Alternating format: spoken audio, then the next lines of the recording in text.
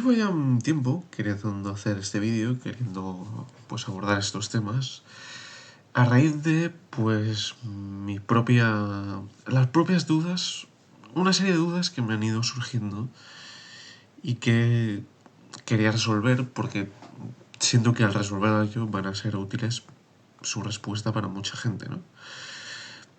Preguntas como ¿qué es exactamente, ¿no? Esto de la filosofía india? ¿Es comparable en rigor a la occidental, ¿no? Se podría preguntar. ¿Es sistemática? Hay una metafísica, ¿no? ¿Hay teoría del conocimiento? ¿Hay epistemología? ¿O son como una serie de frases sueltas, ¿no? O algo así parecido. Y pues eso es lo que me ha llevado a este vídeo, ¿no? Voy a tratar de responder a esas preguntas, así que si tú las has tenido, pues tranquilo, porque aquí de la forma más directa y concisa, pues voy a tratar de responder a esto, ¿no? Si seguimos un orden meramente cronológico, ¿no? En la exposición, y nos remontamos a los orígenes de la cultura india, vemos que la filosofía casi se podría decir que está presente desde el origen en un texto tan fundacional como son los Vedas, ¿no? Los Vedas son un pilar fundamental, ¿no? Del hinduismo y con un contenido especulativo y que van a dar lugar a desarrollos filosóficos muy profundos, en mi opinión, ¿no? Eh, yo soy de la idea de que sí que hay filosofía en la India, sí que hay una filosofía densa, con densidad teórica profunda. Y digamos que estos textos, ¿no? Los Vedas, ya se remontan incluso a tradiciones orales transmitidas que han permanecido durante siglos, ¿no? Los Vansas. Y Vansas es la denominación que comúnmente reciben y que son compilados, más bien puestos por escrito, por un autor llamado Vyasa, que bueno, es un autor cuya fecha y autenticidad mismas son discutidas, y que demuestran que bueno, pues hay un contenido más o menos inalterable, una serie de pensamientos perennes que han perdurado a través del tiempo y que han merecido ponerse por escrito. Pues bien, dentro de esta tradición, el texto más antiguo sería el Rig Veda, ¿vale? Eh, es- es- no solo es un texto antiguo del hinduismo, sino que es uno de los textos religiosos más antiguos, sagrados, se puede decir, compuesto más antiguos del mundo, ¿no? Y que data de... Bueno, es una fecha muy discutida, pero entre 1700 y el 1100 a.C. Y se trataría de una serie de himnos dedicados a diversas deidades, ¿no? Digamos, una religión politeísta. Se estaría constituido por más de 1028 himnos, que posteriormente, a raíz del surgimiento de las Upanishads, o otros tipos de textos en verso, escritos en verso, eh, pasarán a formar parte de los Vedas, aunque es más bien habrá un debate sobre cómo deben entenderse estos textos dentro de la religión hindú, pero vemos que a raíz de las Upanishads, bueno, esta religión sufre un cambio, ¿no? Debido a diversos motivos de tipo político, religioso, etcétera. Y este panteón pasa a estar subordinado a un principio o fundamento último y de carácter impersonal, que es el Brahman, ¿vale? El Brahman es un... En fin, es un principio que de alguna manera puede entenderse de forma análoga a lo que entendemos como el absoluto, ¿no? Es un principio eterno, ilimitado, causa última y final y todo lo que existe, ¿no?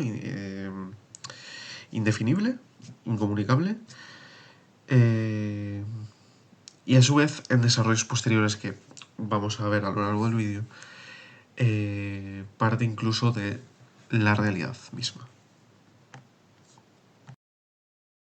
En fin, a raíz de estos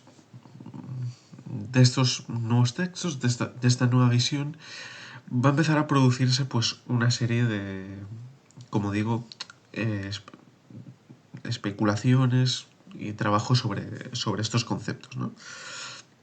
En concreto tenemos las dársanas, ¿vale? Principalmente vamos a tener las dársanas, traducido convencionalmente como punto de vista o visión, que van a ser una serie de escuelas filosóficas que se van a desarrollar a lo largo del tiempo, ¿vale? De la mano de distintos maestros y tradiciones.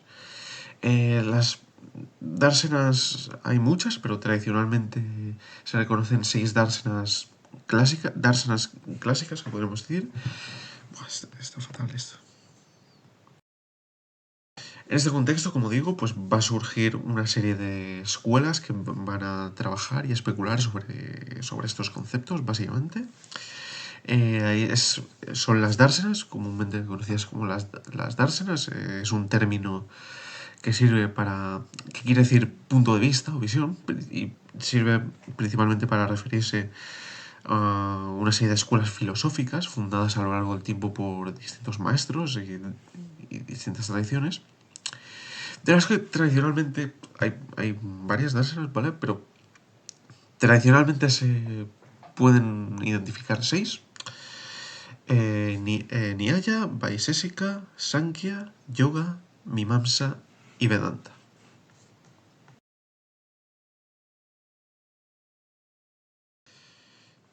El Nyaya podría entenderse como una teoría del conocimiento y de la argumentación racional, es decir, de la lógica, en la que se desarrollan reglas para el razonamiento en un sentido que podríamos considerar muy cercano al occidental. Incluso vemos que se desarrolla un sistema de inducción parecido al silogismo, es decir, una forma de argumento deductivo que extrae conclusiones a partir de premisas que comparten un término común, ¿no? Eh, Sin embargo, en el Nyaya no solo son importantes las premisas y las conclusiones, los razonamientos, sino que la proposición general puede aplicarse a casos concretos. Pongo un ejemplo. No bastaría con decir algo como el fuego arde, ¿no? Un juicio, una proposición así, sino que debe mostrarse, aunque sea en un solo caso, que ese fenómeno ocurre. Es decir, hay que mostrar que en tal sitio a tal hora vamos, que esa proposición es aplicable siempre, ¿no? Y que yo puedo coger ahora un palo y quemarlo y esa proposición va a seguir siendo verdadera, ¿no? Eh, Como vemos, hay un cierto enfoque realista, cierto enfoque de relación necesaria entre el entendimiento y la cosa, y que esto va a guardar relación con una serie de desarrollos paralelos en la filosofía india, en la que no va a haber una distinción sujeto-objeto en sentido moderno de lo que sería la filosofía moderna, ¿vale? Y donde más vamos a ver que está presente esta epistemología realista es en otra de las dársenas clásicas, otra escuela, la escuela Vaisesika.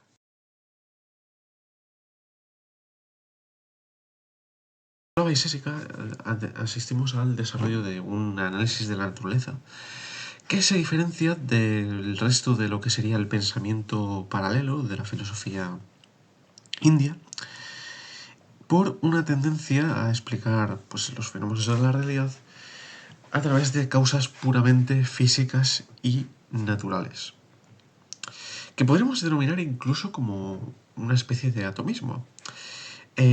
Pues en el Vaisesika el mundo se explica a partir de unas entidades individuales que se llaman átomos, constituyen los elementos últimos del mundo y son de carácter indivisible e indestructible, y en el que con lo que respecta a los cuerpos, Todos estos se forman o destruyen a partir de la combinación de 4 tipos de átomos que en ese sistema se corresponden con los 4 elementos, es decir, hay átomos de tierra, átomos de agua, de fuego y de aire, pero que sin embargo, estos movimientos de átomos, de unión o disgregación, eh, no serían inherentes a los propios átomos, es decir, no es algo que esté en la propia naturaleza de los átomos,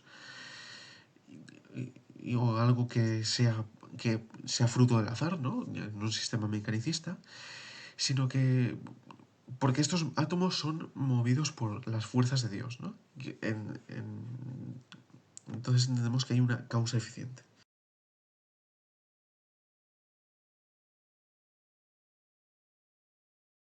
Como se podrá ver a continuación, esta cosmovisión de Nyaya Vaisesica, escuelas que a veces aparecen mencionadas unidas y que en cierto momento de la historia se unieron, va a diferir en gran medida de lo que vamos a apreciar en la metafísica india. En el Samkhya, los conceptos fundamentales van a ser dos: Purusa y Pakriti, que suelen traducirse convencionalmente, estableciendo una analogía occidental, como forma y materia. Aunque algo característico de esta escuela es que Purusa, es decir, la materia, la esencia, perdón, puede entenderse ante todo como conciencia. Nos encontramos así ante una metafísica dualista, ¿no? en la que estos principios explican el origen de la realidad. Prakriti es un principio no consciente e indeterminado, mientras que Purusa, en tanto que conciencia, se reconoce de alguna manera distinto de ella. A partir de la proximidad o de relación entre ellos, se elige una nueva realidad que sería el Buddhi o el intelecto, aunque tiene varias traducciones también ese término, cuyo desarrollo progresivo daría lugar ya a la realidad tal como lo conocemos, en la que ya existen conciencias individuales y se da la experiencia del yo.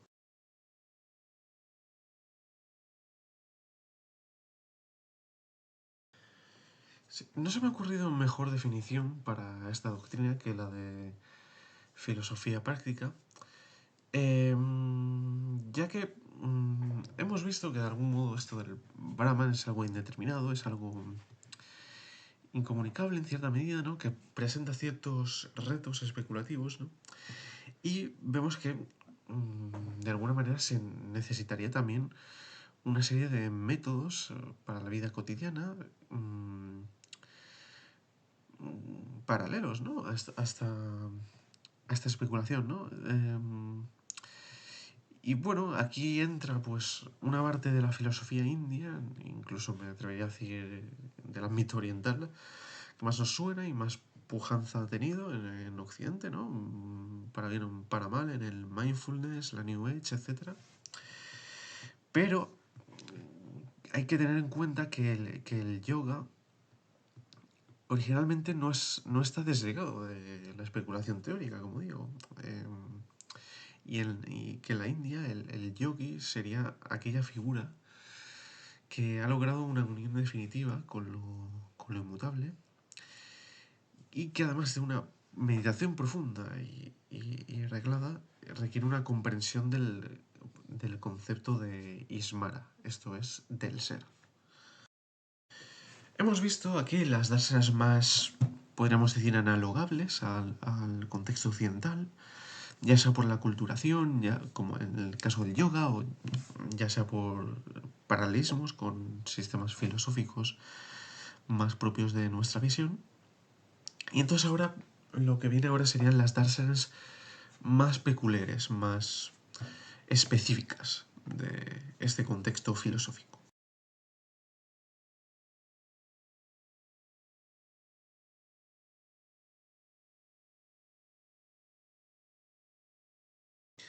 Bueno, el Mimamsa es básicamente una corriente muy ligada a la religión. Consiste en gran parte en la interpretación de ciertos elementos de los textos védicos, Una pequeña aclaración que habría que hacer sobre los Vedas y que me permito con este pretexto es que, digamos que no son algo así como un compendio cerrado, en teoría. Es decir, no se establece un canon sobre los Vedas, sino que sus contenidos son objeto de continua discusión e interpretación dentro de la tradición. Básicamente se podría decir que el objeto del Mimamsa son los rituales y sobre todo el propósito de dar una justificación racional a estos en el contexto de la religión hinduista.